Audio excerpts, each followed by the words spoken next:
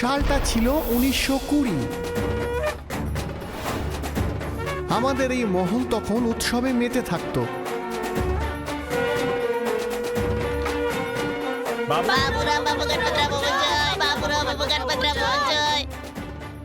আমাদের এই মহল আর গুপ্তধনের উপরে তাতিয়ার কুনজর পড়েছিল। যাও, সবকিছু লন্ডভন্ড করে না, কাউকে ছাড়বে না।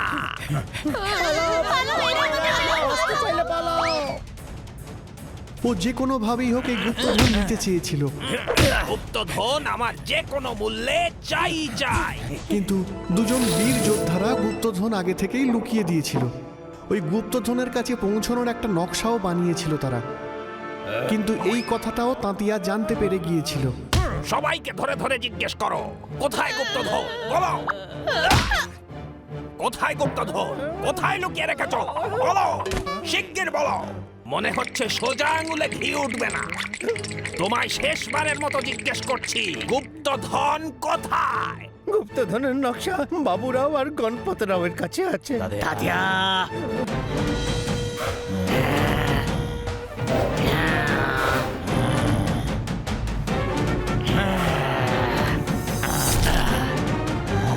গ্রামবাসীদের ছেড়ে দে, আমরা এখানে।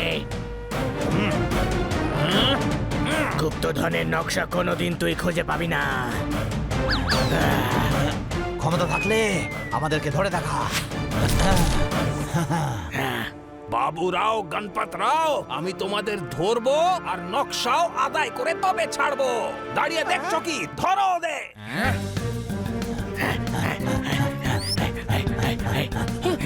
ওই যে ওদিকে যাচ্ছে, ধরো দে।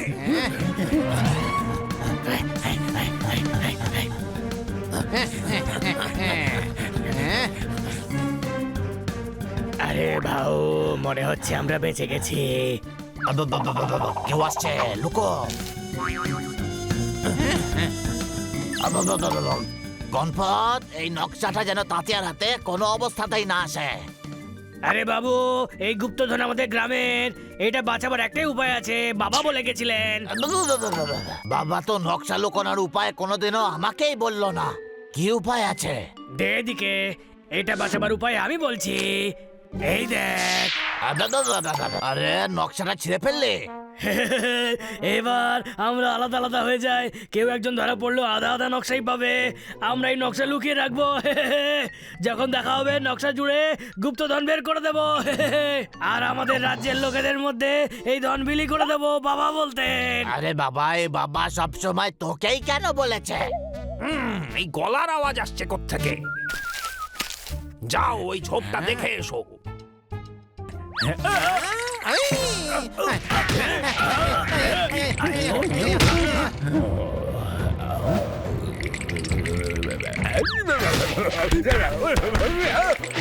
তাতিয়া, এবার তুমি যাও। আরে ভাউ, তাতে আসছে রে ভাউ। আরে আসতে দে, ওকে দেখে নেবো।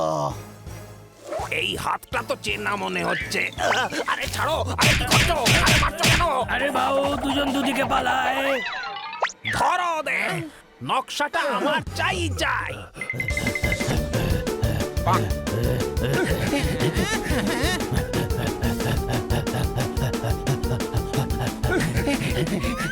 আরে মোটার দল, তাড়াতাড়ি দৌড়ো।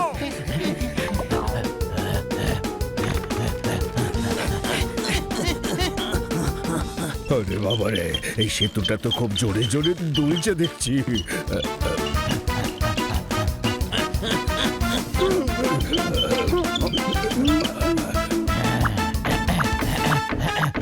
আরে আরে, এরকম ভাবে পুলটাকে নাড়িও না। আরে আমার ভয় করছে। কি করছো?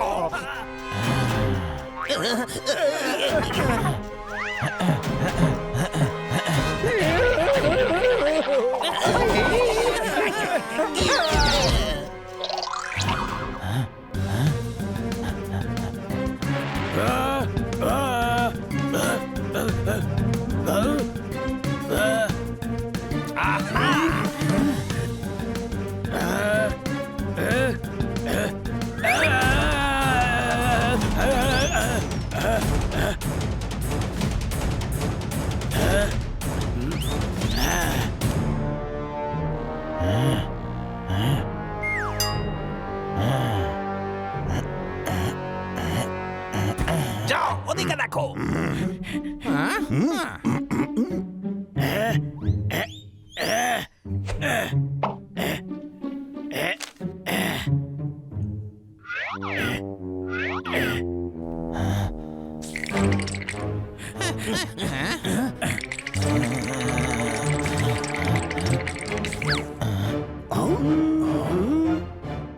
আরে দুজন কোথায় উধাও হয়ে গেল দেখতেই পাচ্ছি না। তোর লাঠিতে তো সাপড়ে। ওরে বাবারে।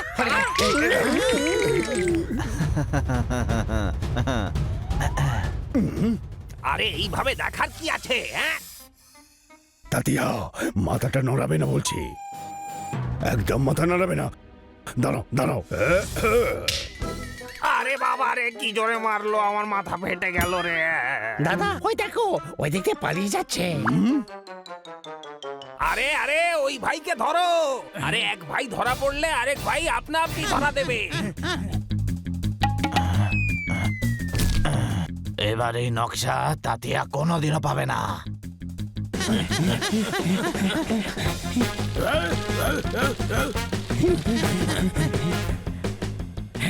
আজ আমার হাত থেকে পালাতে পারবি না।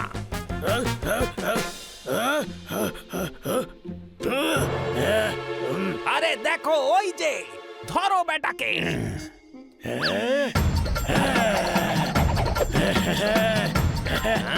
মারো ওকে।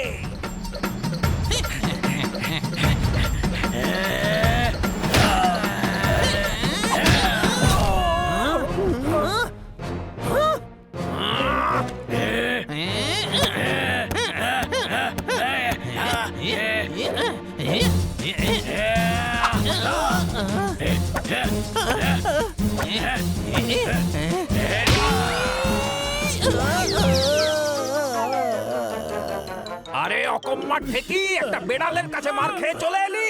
যা মার বেটাকে।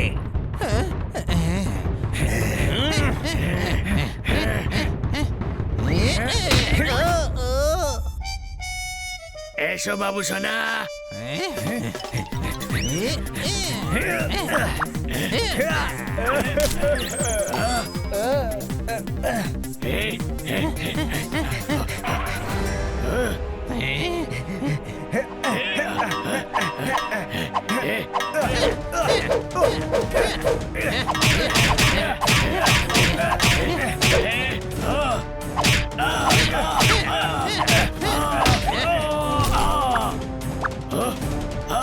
আরে পিঁপড়ে যখন মরতে বসে ঠিক তখনই তার ডানা গজায়। এবার কোথায় যাবি বেটা? ওই গুপ্তধনের নকশা আমায় দিয়ে দে। আরে গণপত, বাবু বাঁচা বাঁচা বাবু, বাবা বলতেন। আর এটা তো আমাকেও বলেছিল, যাতে তোকে সব সময় বাঁচিয়ে রাখি। আরে কিন্তু তোকে বাঁচাবে কে?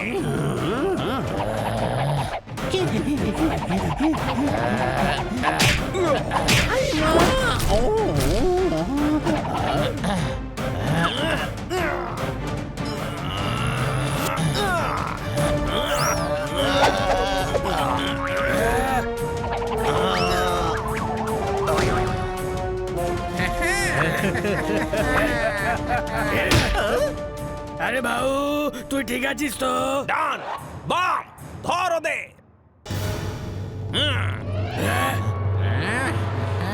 গণপত, আমরা ধরা পড়লে আমাদের থেকে নকশার ব্যাপারে জেনেই নেবে। হ্যাঁ সে তো নেবে, বাবা বলতেন। কিন্তু এখন কি করি? আর কি করবি? পালাতে হবে। আরে কিন্তু এখান থেকে পালাবো কি করে? পেছনে দেওয়াল থেকে লাফাতে হবে।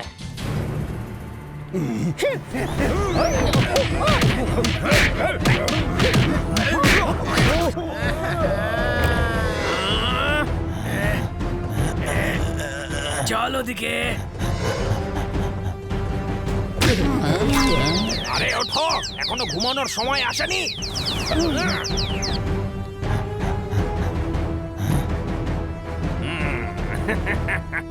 বাছা ঘুঘু দেখেছো, ফাঁদ দেখনি। এবার কি করবো বাবু? এবার কোথায় পালাবি?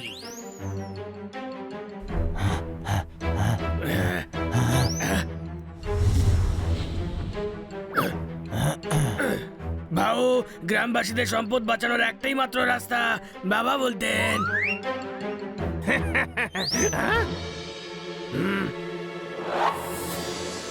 তাতিয়া, এবার এই গুপ্তধনের সন্ধান তুই কোনোদিন পাবি না। না, যাও গিয়ে খোঁজো, নকশা আমার চাই চাই চাই চাই।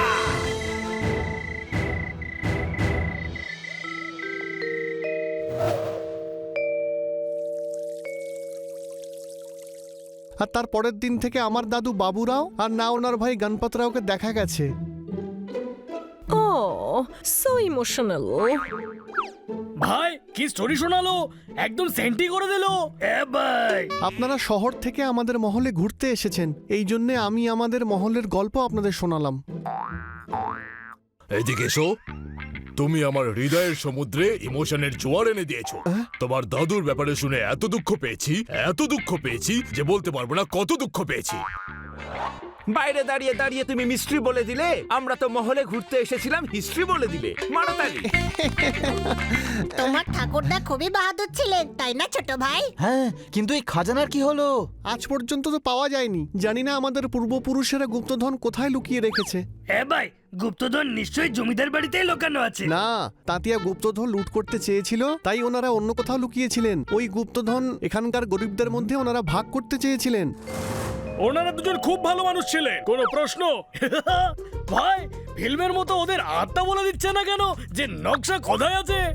আরে ওটা শুধু ফিল্মেই হয়।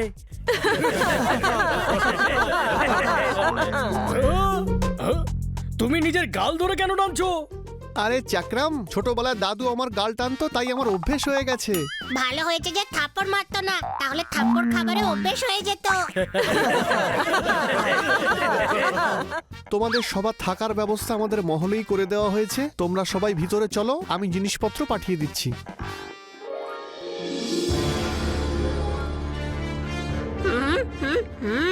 ছোট ভাই দেখ, আমাদের ছবি টাঙিয়ে রেখেছে। আরে না না, ওটা আমার দাদু আর তার ভাইয়ের ছবি। ভাই, সেম টু সেম ফেস কাট। চমৎকার চমৎকার চমৎকার। আচ্ছা, হানি বানির রূপে বাবুরাও আর গণপতরাও বাবু পুনর্জন্ম নেয়নি তো?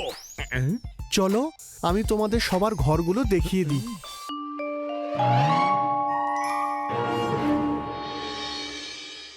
তোমরা এখানে সবকটা রুম ইউজ করতে পারো, শুধু এই রুমটা বাদ দিয়ে, কারণ ওই রুমটাকে আমরা মিউজিয়াম বানিয়েছি। এদিকে এসো। কেন, কি হলো? বাড়ির মধ্যে মিউজিয়াম বানিয়েছো, তাহলে কি মিউজিয়ামে বাড়ি বানাও? যদি বাড়িতে মিউজিয়াম বানিয়েছো, তাহলে থাকো কোথায়? আরে সেই রকম মিউজিয়াম নয়, ওই রুমে ওনার জামা কাপড়, অলংকার আর অস্ত্র সাজিয়ে রাখা হয়েছে। চল বড় ভাই, গিয়ে দেখা যাক। আপনারা তাহলে ফ্রেশ হয়ে নিন, তারপরে সাইট সিনের জন্য যাওয়া হবে। আরে বাহ, কত বড় মিউজিয়াম এটা!